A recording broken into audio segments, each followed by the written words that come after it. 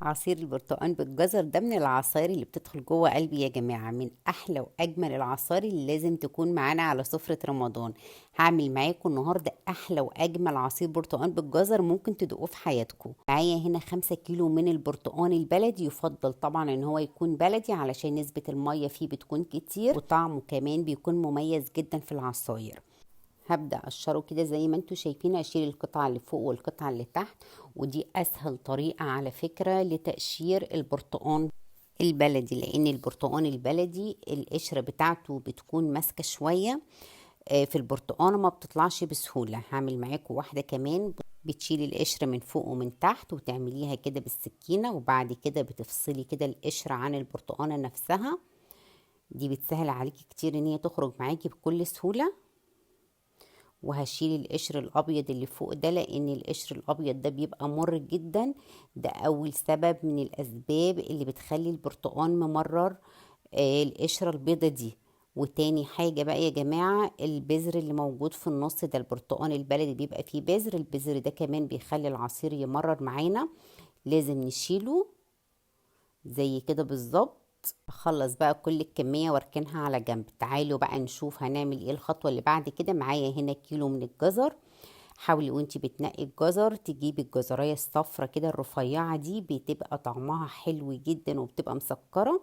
يبقى احنا كده معانا 5 كيلو من البرتقال، بحط لهم كيلو من الجزر. هي قاعدة كده معروفة يا جماعة، 5 كيلو برتقال بياخدوا كيلو من الجزر. هقطعه كده حلقات بالشكل اللي انتوا شايفينه ده. وبعد كده هفضيه في حلة. انا عايزه اسلق الجزر.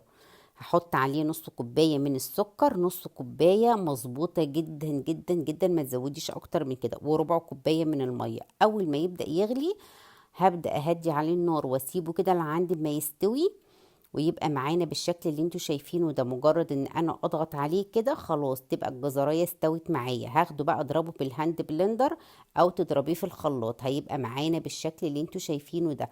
تقدري وانتي كمان بتضربيه في الخلاط او الهاند بلندر زودي له كمان كوبايه من الميه يتضرب معاكي كويس. هاخد البرتقان كده واضربه في العصاره بتاعتي. لو ما عندكيش عصاره تقدري تعملي الخطوه دي في الخلاط، مفيش مشكله خالص. تحطي نص كوباية مية في الخلاط وتضربي البرتقان فيها، وبعد كده تصفيها هيبقى معاكي بالشكل اللي انت شايفاه ده.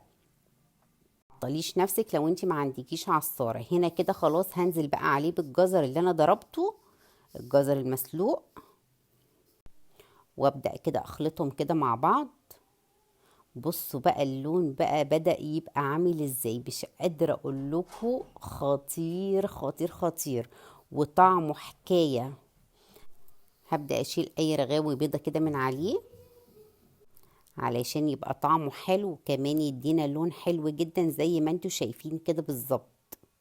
عايزه اقول لكم ان العصير بتاعنا ده مركز، لكن لو انت عايزه تزودي له ميه زودي له، مفيش مشكله خالص. لكن انا بالنسبه لي انا ما بزودلوش ميه يا جماعه، انا بشربه كده مركز، بيبقى طعمه خطير، بيبقى طعمه في حته تانية خالص.